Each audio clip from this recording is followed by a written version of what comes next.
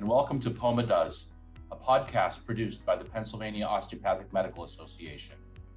We provide a voice for osteopathic medicine and share insights on issues important to osteopathic physicians, residents, and students, as well as those who embrace the osteopathic philosophy. POMA's mission is to promote the distinctive philosophy and practice of osteopathic medicine in Pennsylvania for our members and their patients. Thanks for tuning in.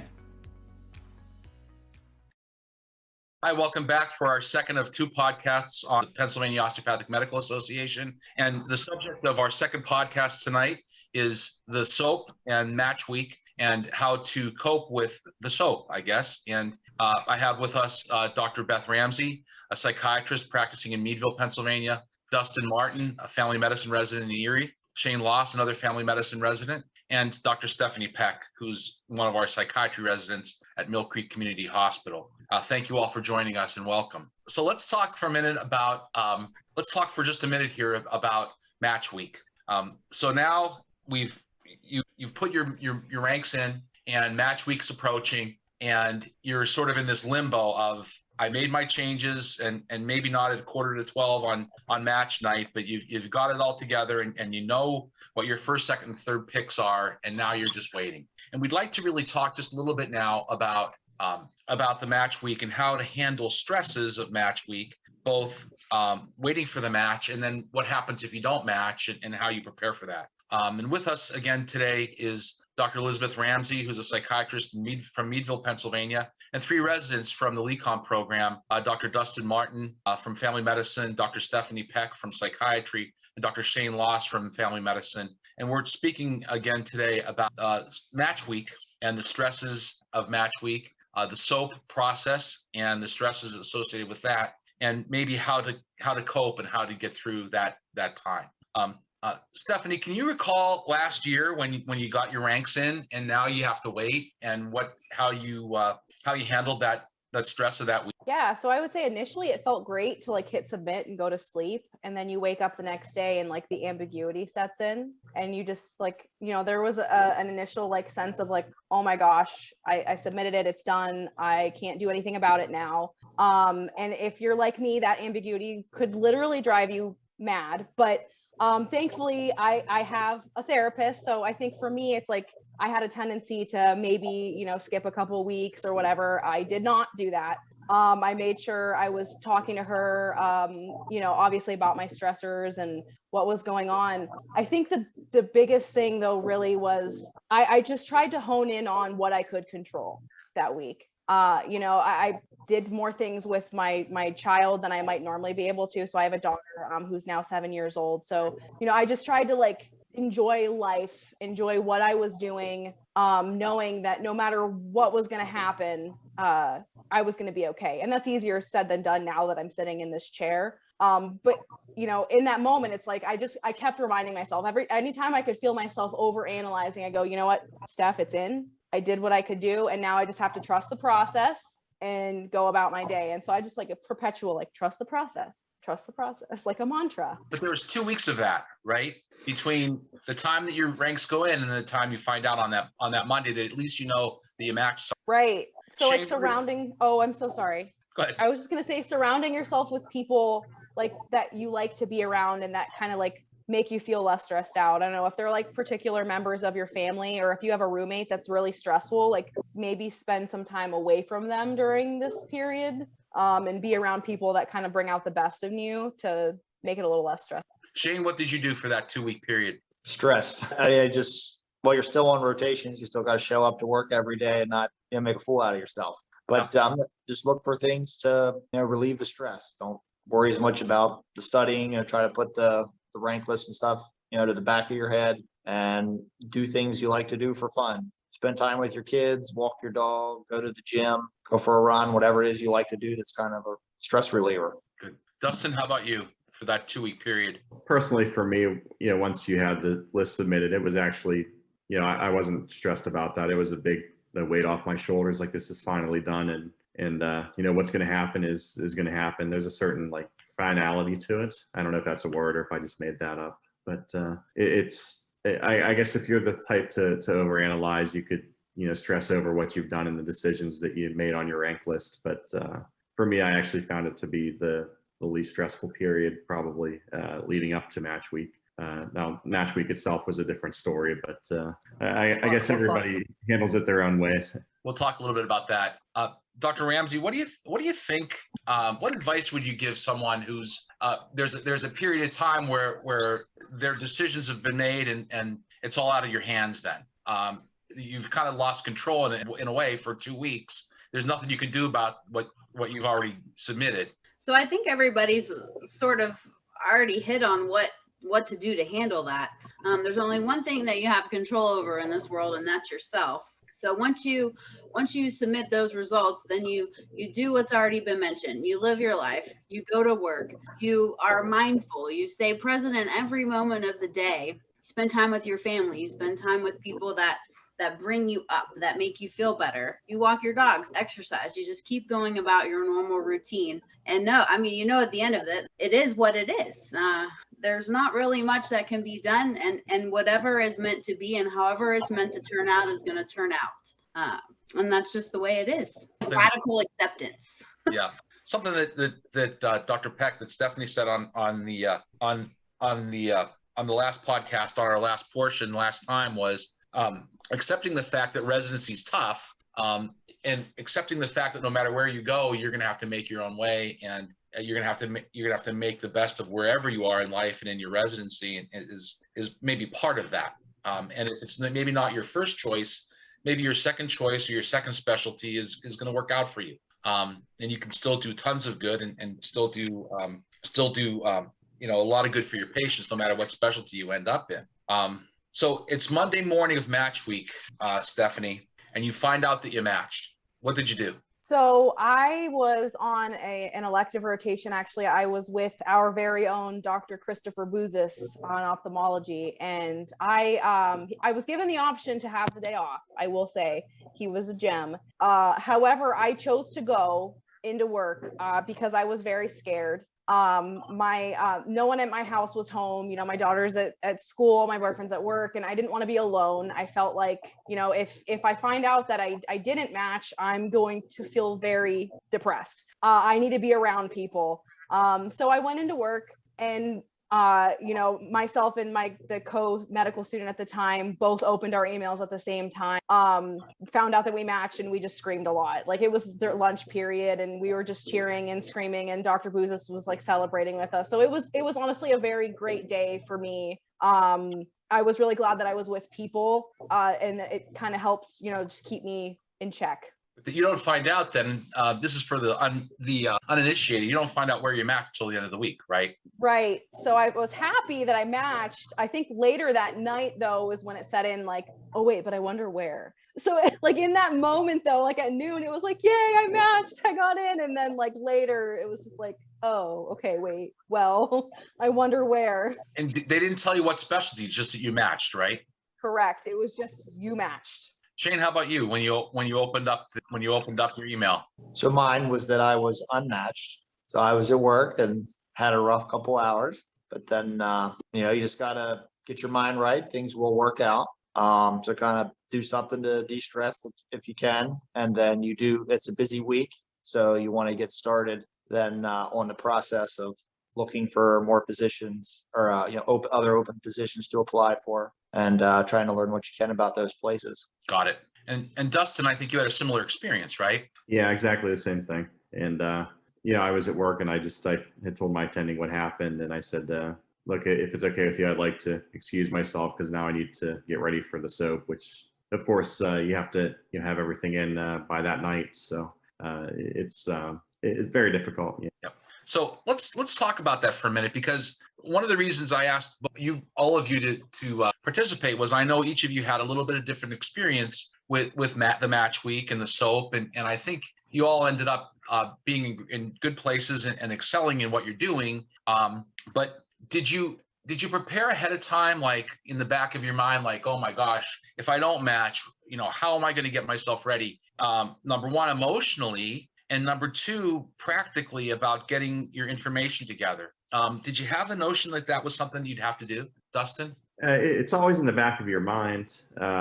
and especially now with how interviews are done, it's, with Zoom, and it's even more of a crapshoot than it, I think it was in the past. So it could happen to anybody. But based on, what I was applying, and based on my application and the number of interviews I had, I didn't expect that I would be doing it. But, I think everybody should be prepared for it, because it could happen. How about you, Shane? And I was saying I wasn't expecting it. That came as a big surprise, but I mean, it can happen. So you want to be prepared for it, and just, it's not the end of the world.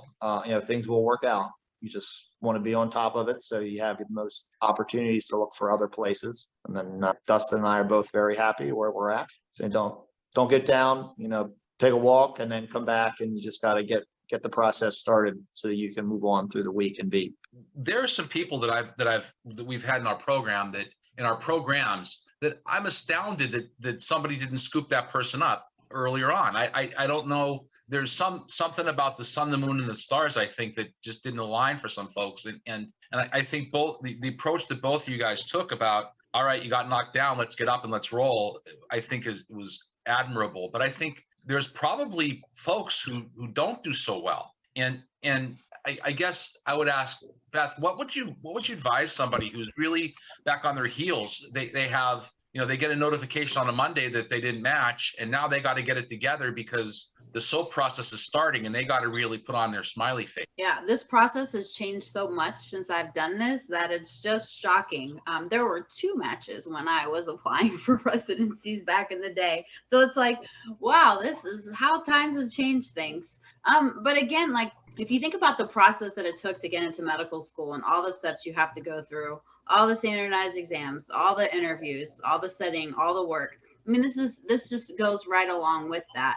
So it's sort of the last leg to get you to where you need to be. And really, just like with everything, all of these steps are temporary. I mean, and at the end of the day, like, the goal is to become an attending, is to become a physician who has a specialty. And so I almost think that no matter how that happens, I mean, you're going to get it done. So just, again, it's all about managing your perspective and your expectations. I mean, if everybody's in one match, I don't see how there's as many people matching all the time and it's perfect. I would imagine there was a lot higher percentage of people who aren't matching, just because there's so many people competing for not so many spots. So again, if it doesn't happen, I mean, you've been dealing with issues in the whole time just to get to this point. So it's just the final hurdle. Yeah, it's like everything in life. It's one more thing, one more thing, one more thing. And sometimes our days go like that, but sometimes our weeks go like that, or our months, or you'll get a letter in the mail that puts you on your heels. And I think that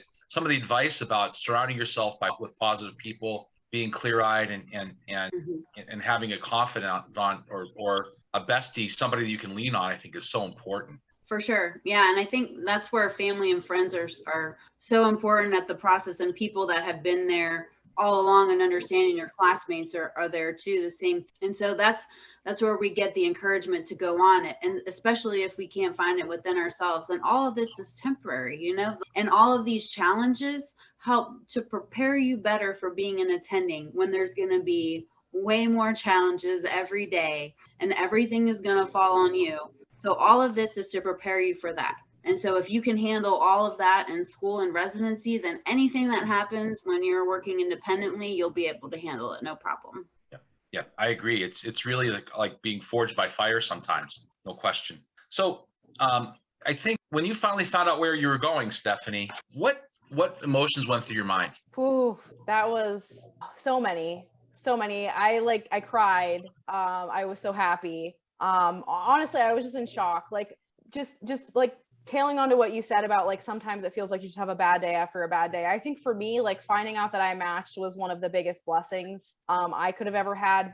I think that if I wouldn't have matched, it would have felt like what other hurdles like does life have for me? I had to retake my level 1 exam, and I had to retake level 2. So for me, it was just like, I got knocked down, took away a vacation, got back up. I got knocked down, took away another vacation, and I got back up. So for me, it was like, how much fight do I have left in me? I felt so thankful to not only match, but then to match into where I wanted. And so on that day, it was like, I felt like the elephant that had been on my back for months, like, was finally off. And then I got the call from our program director, like, hey, did you see? I'm like, did I see? Like I was just, I like one of the top 5 happiest days of my life. That's great. Shane, when during the SOAP process, you had to battle and get all your paperwork together. How about your emotions during that time? Can you speak to that for a second? I know you're very effusive and everything with how you approach things, but can you talk about that for 1 second? Oh no, it was a very stressful time because you're just kind of you get down to that point. It's like, okay, these are the places that are available, and then you're applying, you're getting interviews, you're talking to them, and then getting calls back. I mean, a lot of things can happen very quickly, so it's just trying to keep your head on your shoulders.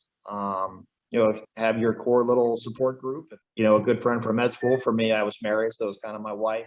Have somebody else that's there that you can kind of bounce some ideas against. So what do you think about this? What do you think about that? Dustin, how about you? It's a roller coaster for sure. The SOAP process itself is, I don't know how much detail you want us to go into, but I've seen it likened to speed dating, and that's a pretty apt comparison. I think it's, very high stakes speed dating because your future is on the line here. And you're just getting, you got to be prepared for these phone calls, and they want interviews on the spot, or, some of them want you to hop on the computer and at least you have a minute to collect your breath, but it's just constant stress. Constant going over the answers to the questions that they're all going to ask you. But once I found out that I did get a spot, that was the biggest relief because it's just a roller coaster between determination. I need to get a spot here, and then just depression and Googling how to get medical school debt discharged.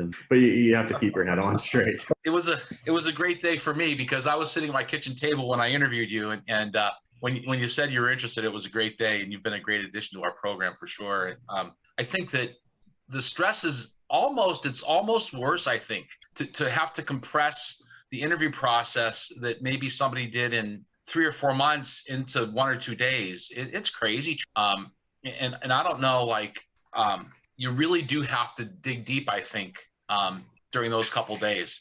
Would you guys agree with that?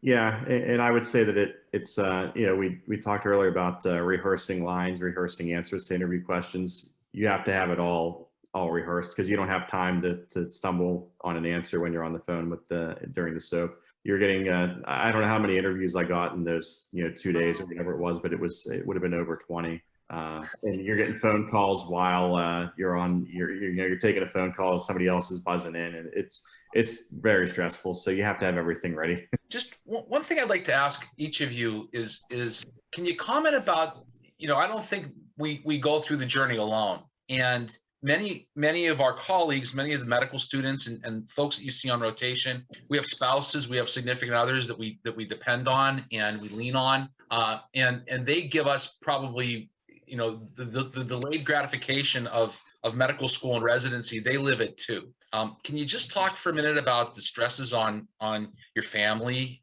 when this process was going on, Shane? Yeah, and there's a lot of stress there. My wife had a job she was very happy with. So then when we got to this process, into that SOAP process, it was kind of, all right, what are we looking for? Are we looking for a place that she would find another job? Are we looking for somewhere that she could stay where she's at? Somewhere where she would want to try something different for a little bit. I mean, it's a lot there, and it's how far away did I want to go? Is it okay? What's the transportation? Are we going somewhere where it's an easy commute, like driving, or is it close to an airport that'd be easy to fly home? Kind of, you got a lot of stuff running through your brain. Come up with a game plan as to what options are you willing to pursue. Yeah, it's really a team decision, huh? Steph, how about you? I think for me, knowing that I was going to stay in Erie, as I only ranked places in Erie, it was kind of to my boyfriend as a joke, but also like not a joke, was like, okay, well, I'm either going to be a doctor in a week or I'm going to be applying at my serving jobs I used to have. So if you're okay with helping me through my debt, and we'd laugh, like it was like a playful way to I know he could feel it. I mean, I feel like I tried to do a pretty good job of keeping it together in front of my daughter. I think that honestly having her was a blessing for me because I was able to just try to be a human throughout the day when I'm around her, right? Got to be tough gotta be tough mom. And so, most of the day it was like in the back of my mind, not there. And then, it kind of reality sinks in. I put her to bed, and I feel like he felt a lot of that weight. But I'm very blessed that he was able to he stayed very positive for me. And, I like to make joke and poke fun when I'm feeling very scared about things, and he would just feed into that. So we just tried to be like, little comedians about it, and go about that way. I told my parents in advance, I'm very close with my family, and I told my mom and dad, like, hey, like, Mom, put this on your calendar. Like, don't ask me about anything until this day at noon. I will text you. Because they're like, hey, did you find out? And it's like the week before. I'm like, please just don't. I'm so stressed out. So it was like, I just told them all, like, hey, forewarning, I'm going to be stressed. I will come to you. That way I wasn't getting irritable with them and taking, displacing my stress and anxiety on them. Dustin, was there anybody that was driving you nuts, or that you drove nuts? Not really. They were a big support for me. And I didn't have kids or anything. I'm not, tied to a certain area. So whenever I was going through that process, the feedback was, look, you got to do what you have to do. If you end up somewhere else, that's, that has to be what happens. So they were very supportive, and I think it was a real lifeline during that time. Yeah. Beth, how many thank you cards do you think everybody should get at the end of the process to send to their loved ones and the people who supported them? I don't think there's too many thank you notes you could send to people, but I'm old fashioned that way. I just sent a couple notes in the mail to some of my good friends. So it's fun to communicate that way. And it feels good to do those things for other people. And I think, like Stephanie said, setting boundaries with your family is really important. You're saying, hey, like, this is what you can do. This is what I need you to do. I think that's a healthy way of saying hey, this is how you can help me right now. And then sometimes people don't know what they can do to help you. So you can gently suggest and offer ways that they can help you. And then they feel like they're doing something in return. And then there's no disagreement. There's no argument. And the other thing too, which I kind of heard a little bit from everyone, is the catastrophizing. It's really easy to do. But even if you don't match, it's not the end of the world. It's going to work out some way, as it has for everyone here today. So we just have to remember that there's always the light at the end of the tunnel. It just might seem like a long ride. Yeah, there's ups and downs for sure, but I believe that the cream rises to the top. I think each of us didn't get to where we are by being slugs, and I think that there's a lot of excellence in the medical profession that I don't think we give ourselves credit for. We don't give each other credit for, and I don't think we give ourselves enough credit for it. And I think that knowing that you've done a good job and you've gotten to where you are, I think is important in this process. I think it'll help you with your, like, maybe a little bit more of your inner peace to know that, that it's all going to work out in the end for sure. So before we wrap up, I just want to ask each of you, if there's anything you would have done different in the process of the application, your interviews, or how you handled things for match week, and maybe with an eye toward that one piece of advice you could give to a student, if you could crystallize one thing to a student when they're approaching all this. So, I mean, the things that I try to convey to the third-year student, the second-year students, especially right now, is get your think about your audition rotations early, because you got to get them in the first half of your third year, so that you can go in, see places, and let places see you, make up your mind where you want to be. And then with that, along with that, getting those letters of rec written early. Maybe you don't get all of them in, but your third year, try and get some of those letters. No program, if you want to do psychiatry, no psychiatry program is going to say, oh, well, you have a family medicine, or internal medicine, or a surgery letter here. We only wanted 3 or 4 psych letters. So if you have the opportunity to get a letter with someone that you clicked with, get great. Dustin? I would just say apply as broadly as you possibly can. There's costs, financial considerations, but apply to as many programs as you can. Take all the interviews you get and rank every single interview. Prepare yourself for the possibility of soaping. Again, it's not, as we said, it's not the end of the world if you have to, but you have to be emotionally prepared that, you could find yourself doing that. Great. Nothing else. Yeah. Stephanie? So I think one of my biggest things is going off of, what both the guys said, which is don't get your letters of rec in as soon as you can. So I think going back to the first episode when I was talking about asking as soon as you can, as soon as you make a connection, you're out on your third year rotations, ask people, because that is one of the most stressful things, as we really don't have as much control over when they submit those things. And kind of like Dr. Ramsey said too, give them a timeline. I think I don't think I ever did that. I know I had multiple physicians ask me for the CV, but never for hey, let me know when the deadline is. So just something if you can set someone up for success, hey, so-and-so, this is student and we have this rotation together. This is when the deadline is, and just kind of stepwise give it to them, because we all have so many things on our plate. One of my biggest things though, I think personally, would be don't sell yourself.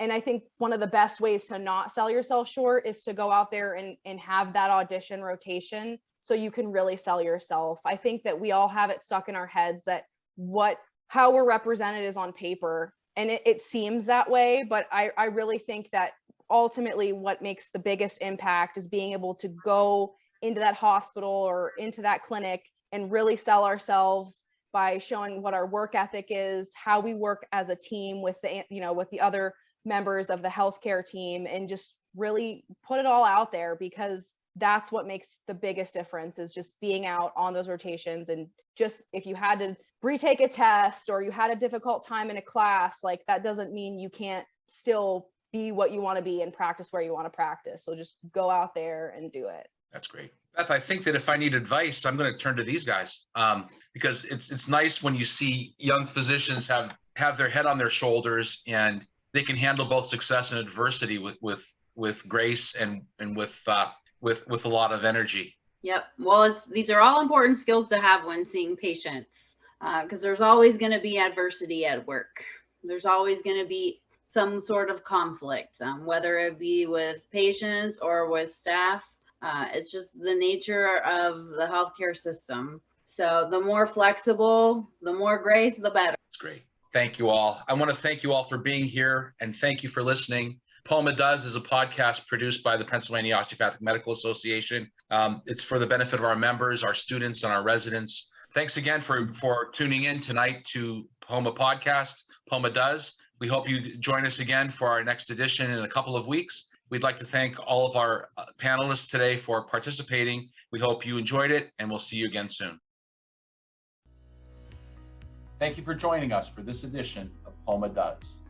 Be sure to subscribe to POMA Does wherever you listen to your podcasts, and tell your friends and colleagues to tune in. Learn more about osteopathic medicine and POMA on our webpage, www.poma.org, and join the conversation on social media.